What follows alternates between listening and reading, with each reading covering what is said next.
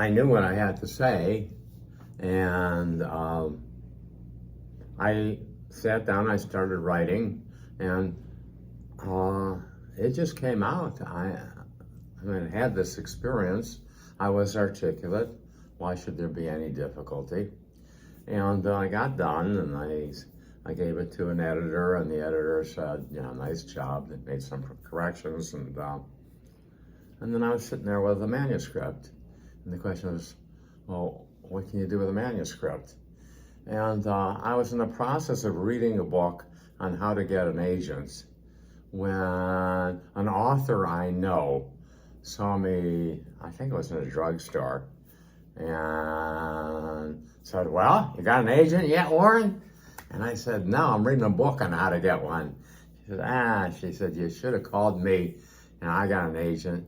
She scribbles down a number. She said, call this in a couple hours. She'll be expecting your call. And I did. And the secretary said, send us your stuff. And here's an appointment for 3 or 4 days. And Loretta will read your book, and you will have a meeting on the phone. And 3 or 4 days later, I called it the important moment.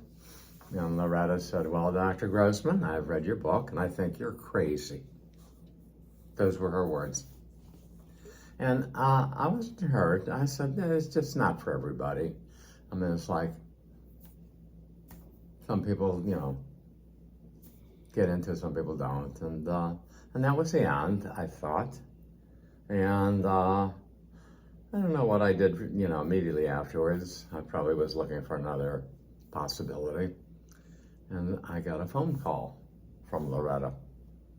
And she said, did you hear me cursing you this morning? And I said, geez, Loretta, I missed that. And she said, well, you know, I live in New York as opposed to the rest of the world. She said, and you know what's outside if you got a tree in New York. She said, there was a little edging and all the dogs in the neighborhood. She said, so I woke up this morning, I had a terrible pain in my hip. And she said, I took a hot shower, I did the exercises, I took a pill, nothing. She said, so I hobbled down the steps because I had appointments to keep. And I saw that little tree, and I remembered all your words about trees that I read in your manuscript. She says, that's when I cursed you. She said, that's when I called you names you never even heard because you don't know those languages. She says, I learned them from the cab drivers in New York. And so she got done with that part of her exposition, and she said, so I looked down at my feet. She said, brand new Ferragamos, $269 on sale at Saks.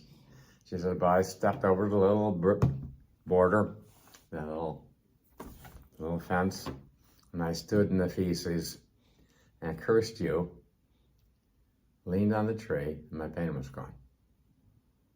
Said, come to New York this weekend, let's meet.